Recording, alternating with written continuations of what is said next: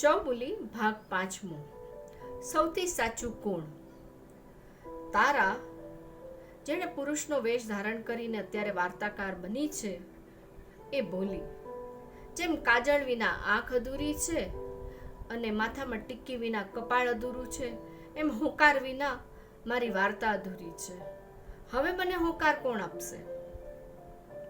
ચૌબુલીના ગળાનો હાર બોલી પડ્યો, હું આપીશ હોકાર, તમે વાર્તા કરવાનું ચાલુ કરો. ચૌબુલી ગુસ્સામાં આવી ગઈ. તેણે જોરથી પોતાનો હાર ખેંચ્યો અને ફેંક્યો, ઘા કર્યો નીચે. નીચે પડેલા હારે ચૌબુલીને કીધું, તમારા ગળાની શોભા બનવું એ તો મારું સૌભાગ્ય છે, પણ મેં આ વાર્તાકારને વચન આપી દીધું કે હું એની વાર્તામાં હુંકાર આપીશ, એટલે મારે તો હુંકાર આપવો જ પડશે. આ સાંભળીને વાર્તાકારે વાર્તા કરવાનું ચાલુ કર્યું. એકવાર એક વેપારી હતો અને વેપાર અર્થે એ ગામ પરગામ દેશ વિદેશની યાત્રા કરતો. ઘણીવાર દિવસો અને ઘણીવાર મહિના સુધી પાછો ન આવતો. આ વખતે જ્યારે એ પાછો આવ્યો તો એની માતાએ કીધું કે હવે તો હું તને પરણાવી જ દઈશ, આમ આટલા દિવસ ગામની બહાર ફરવું સારું નહીં. વેપારીની માતાએ વેપારીના લગ્ન કરાવી દીધા.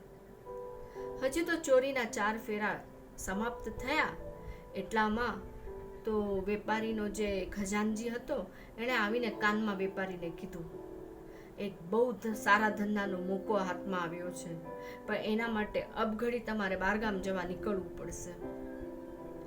વેપારીએ એને કીધું, તું જા, મારી માટે તૈયારી કર, હું આવું જ છું.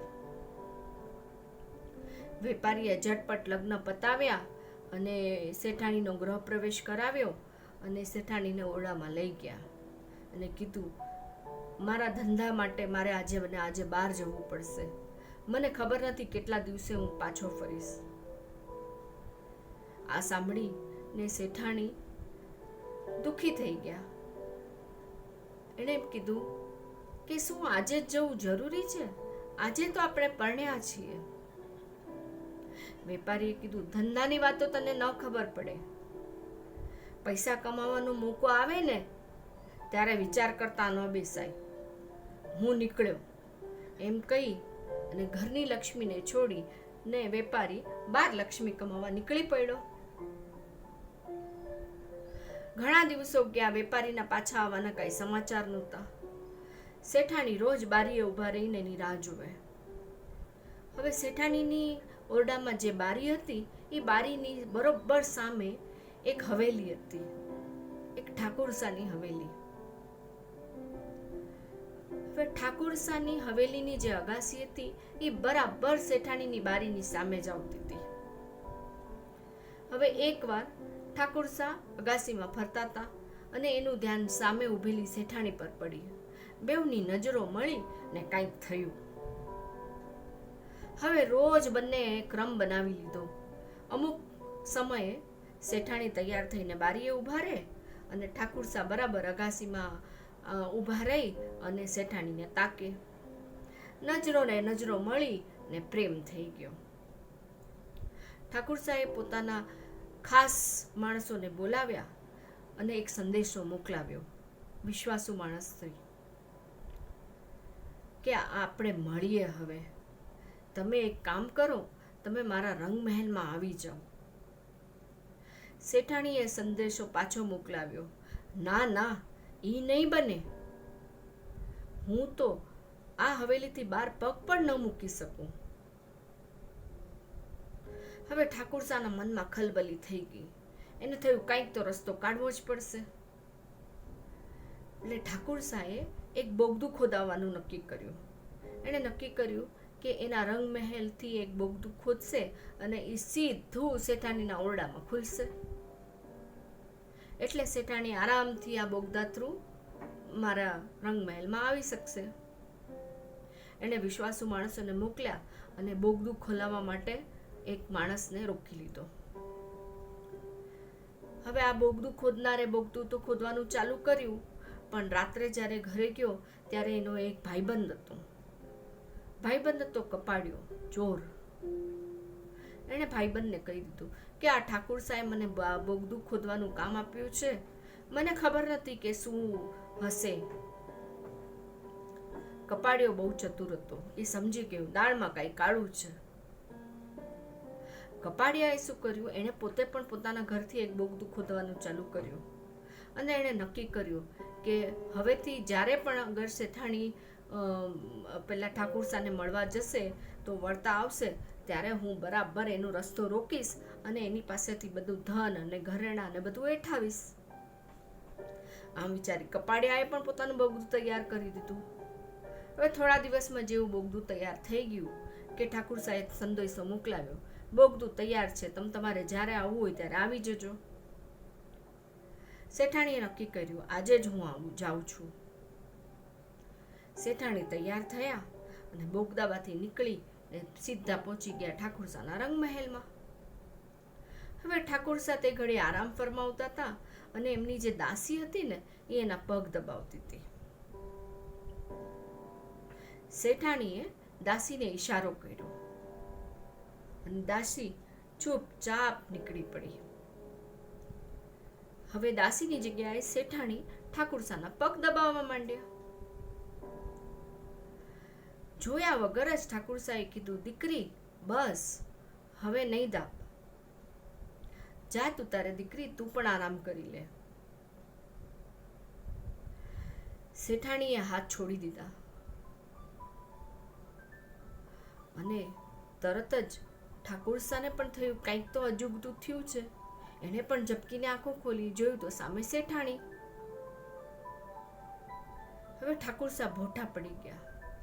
ઠાકુરસાએ શેઠાણીને કીધું, મેં તને હવે દીકરી કહી દીધી, આજે મને મહાદેવે બચાવી દીધો ખોટું કામ કરતા. તું પાછી ફર અને જેમ એક પિતાના ઘરેથી દીકરી કોઈ પણ વસ્તુ લીધા વગર જાય નહીં, એમ મારી તરફથી ભેટ સમજી ને આ મારો હાર લે અને તું જા, પાછી ફર અને મને માફ કરી દે. શેઠાણી કશું બોલ્યા નહીં. એને પણ થયું હા, આજે મને ખરેખર મહાદેવજીએ બચાવી લીધી અને મારાથી ખોટું કામ થતા રહી ગયું. જે પગલે શેઠાણી રંગમહેલમાં આવ્યા હતા એ જ પગલે તરત જ એ પાછા ફર્યા. હવે પાછા ફર્યા તો કપાડિયો સામે મળ્યો. કપાડિયાએ રસ્તો રોક્યો અને કીધું, ચૂપચાપ બધા ઘરેણાં મને આપી દે અત્યારે ને અત્યારે, નહીં તો તારા આબરૂના ધજાગરા થઈ જશે. શેઠાણીએ બધા ઘરેણાં ચૂપચાપ કાઢ્યા, આંખમાં આંસુ લાવ્યા અને પોટલી વાળીને આપી દીધું કપાડિયાને.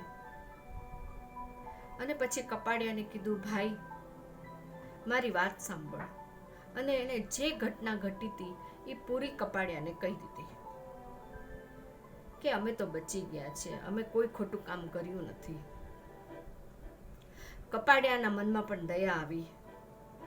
એણે પણ કીધું, આજથી જા, મેં તને ધર્મની બેન માની ને હું શબ્દ આપું છું આ વાત ક્યાંય બહાર નહીં પડે. અને કપાડિયાએ જે ઘરેણાનું પોટલું હતું એ શેઠાણીને પાછું આપી દીધું. હવે શેઠાણી પોતાના ઓરડામાં પહોંચી ગયા. આ જેવા ઓરડામાં પહોંચી ગયા એવું તરત જ એણે જોયું તો કોઈ પુરુષની પીઠ એની તરફ હતી. એને ધ્યાનથી જોયું, કોણ? ત્યાં તો વેપારીએ પાછા ફર્યું. શેઠ પાછા આવી ગયા હતા. શેઠાણી તો ત્યાં ને ત્યાં જ ઊભા રહી ગયા. શેઠ મલકાયા અને બોલ્યા, આ શું તમને સ્ત્રીઓને ભરથાર આવવાનો છે પાછું, એનું શું આત્મજ્ઞાન થઈ જાય છે? તમારી અંતરાત્મા તમને કીધું કે હું પાછો આવવાનો છું આજે, એટલે આજે તમે આટલા તૈયાર થઈ ગયા છો. શેઠાણીના આંખમાં આંસુ આવી ગયા. એ શેઠના પગે પડ્યા અને એને બધી વાત કહી દીધી, સાચે સાચ. શેઠ કાંઈ બોલ્યા નહીં. પડખામાં એને આખી રાત કાઢી લીધી. શેઠાણી આજે તો ઘણી બધી ઘટનાઓ ઘટી હતી, છતાં પણ એમને નિંદર આવી ગઈ.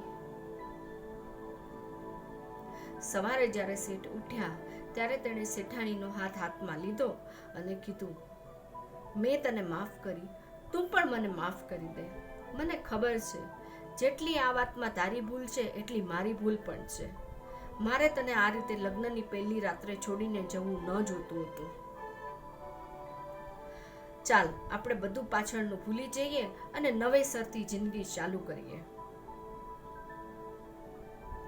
વાર્તાકાર ઊભો રહી ગયો અને વાર્તાકારે હારને પૂછ્યું, તને શું લાગે છે આ જે 4 જણા હતા, ઠાકુર, વેપારી એટલે કે શેઠ, શેઠાણી અને કપાડિયો, આમાંથી સૌથી સાચું કોણ? હારે કીધું, આ બેવ, શેઠ અને ઠાકુરસા, બેવ સાચા. વાર્તાકારે કીધું, ના ના, કપાડિયો સાચો. કપાડિયો જન્મથી ચોર છે, છતાં પણ એણે ખાનદાની બતાડી અને એને શેઠાણીના ઘરેણા પાછા આપ્યા અને પાછું શેઠાણીની આબરૂ પણ બચાવી લીધી. એટલે મારા હિસાબે તો આ કપાડિયો જ સૌથી સાચો કહેવાય. હાર કે ના, ઠાકુરસા ને શેઠ એ સાચા, અને વાર્તાકાર કે ના, કપાડિયો સાચો. ચૌબુલી ચૂપ ન રહી શકી. એ બોલી પડી, અરે તમે બંને જણાએ શું ભાંગ પીધી છે? આમાં સાચી તો ફક્ત શેઠાણી. જો એ ધારત તો એ ખોટું બોલી શકી હોત, પણ એણે ખોટું બોલ્યું નહીં, એણે દરેક વખતે સાચું બોલ્યું. આજે શેઠાણીને માટે સત્ય બોલવું સૌથી અઘરું હતું. એને ખબર હતી સત્ય બોલીશ તો શેઠ કદાચ એને મારી નાખે, કદાચ એને ઘરની બહાર કાઢી નાખે અને હોઈ શકે એની પૂરી આબરૂ ભાંગી જાત. છતાં પણ એણે રિસ્ક લીધું અને એણે સાચું બોલ્યું. એટલે મારા હિસાબે તો શેઠાણી જ સાચા કહેવાય. બોલતા તો બોલાઈ ગયું ચૌબુલીથી. એને એમ થયું કે આ જે વાર્તાકાર છે ને એ કાંઈ જાદુગર લાગે છે, હંમેશા મારાથી કંઈ બોલાઈ જાય છે. વાર્તાકારે તો ખાલી મલકાયું અને પોતાનો એક હાથ તલવાર પર રાખ્યો, બીજો હાથ ઊંચો કર્યો અને નગારાવાળાઓને ઈશારો કર્યો, bit the drums to the glorious bit. કારણ કે આજે ચૌબુલી બીજી વાર બોલી પડી છે, વગાડો નગારા, ધમ ધમાધમ ધમ, ધમ ધમાધમ ધમ, ધમ ધમાધમ ધમ. નગારાનો અવાજ સાંભળી ને આ બાજુ રાજમહેલમાં રાજા રાણી રાજી રાજી થઈ ગયા. હવે એમની આશા થઈ ગઈ કે કાલે સવારે તો આપણે દીકરી પરણાવશું. જો આ વાર્તાકાર સફળ થશે, આજે નવો યુવાન આવ્યો છે એ સફળ થશે, તો કાલે તો આપણા બધા કોડ પૂરા થશે. આ બાજુ જે જેલમાં રાજકુમાર ને ઠાકુર ને એ જે બધા જેલમાં હતા તે સૂતા હતા, તે તો ઉઠીને ઉછળી પડ્યા અને નાચવા માંડ્યા. કાલે સવારે તો જેલમાંથી છૂટી જશે એવી આશા લઈ લીધી એ લોકોએ. શું ખરેખર આ બધા જેલમાંથી છૂટી શકશે? શું ચૌબુલી હવે ત્રીજી વાર પણ બોલશે કે હવે એ બરાબર ચોકન્ની થઈ જશે? સાંભળીએ આગલા ભાગમાં.